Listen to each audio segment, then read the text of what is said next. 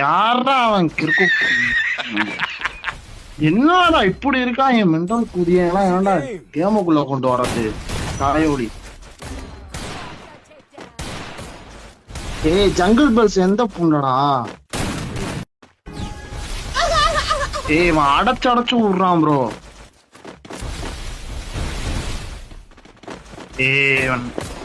டேய் எர்ரா டேய் நீ அங்கிட்டு போய் தொலைடா. இந்த வரியா 1v1 வரியா பாட்டு குதியாட்டம் ஆடிக்கிட்டு இருக்கா நீ எல்லாம் பேசுற வாய்மேரி.